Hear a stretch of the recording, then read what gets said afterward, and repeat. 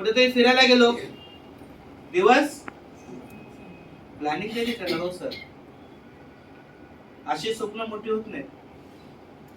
तुम्हाला पहिलं तुमच्या स्वप्न तुम्हाला स्वतःची मोटिवेट करावं लागतील. काय करावं लागेल? तुमची स्वप्न पहिलं तुम्हाला स्वतःची मोटिवेट करावं लागतील, तेव्हा होणार आहे. आधी ते कॉम्पिटिशन झाली, बरोबर ना? मागच्या महिन्यामध्ये आपण गोरेगावला घेतलेली मीटिंग, आठवते ना?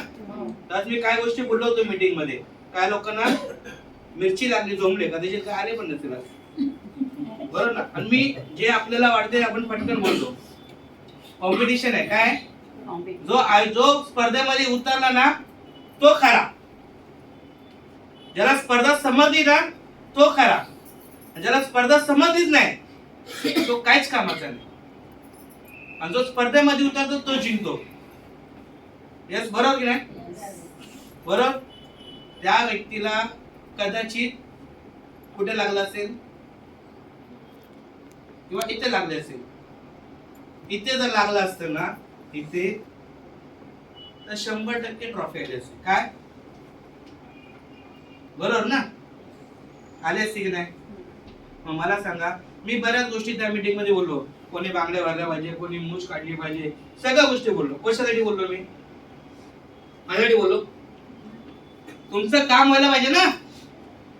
आता त्या आंबेडकर सरांना लागला असेल, पुढच्या आपली ट्रॉफी. ज्याला कळलं ना तोच पाहिलं ना, पायाला डिग्री लावून, बरोबर ना? मला सांगा, 2 दिवसामध्ये 15,000 इन्कम. किती? गोवा अचीवर. सुरुवात आहे ना? वर्षाची कशी सुरुवात झाली त्यांची? दमदार झाली ना? या महिन्याचा इन्कम बघा ना सर, 2 लाख क्रॉस करणार ते. किती? 2 लाख क्रॉस करणार. पण आपली स्वप्न करण्याकरता आपल्यात पहिला संघर्ष पाहिजे, आणि तो तुम्हाला करता येत नाही. काय लोकांना आपण करतो, मेहनत करतो, पण ती वेगळ्या दिशेने जाते. प्लॅनिंगनी करत नाही ना आपण. आणि ती जर संघर्ष जर आपण प्लॅनिंगनी केला ना, तर 100% तुमची अचिव्हमेंट आहे ना. मला जर काय मिळवायचं आहे ते जर फोकस माझ्या समोर नाहीये, माझं ध्येय माझ्या समोर नाहीये, माझं प्लॅनिंग माझ्या समोर नाही, तर त्याला उपयोग काय? आणि ते करण्याकरता माझ्यामध्ये संघर्ष आहे का? तर नाही.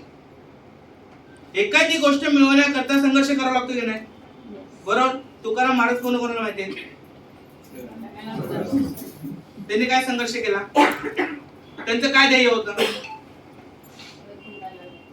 अजून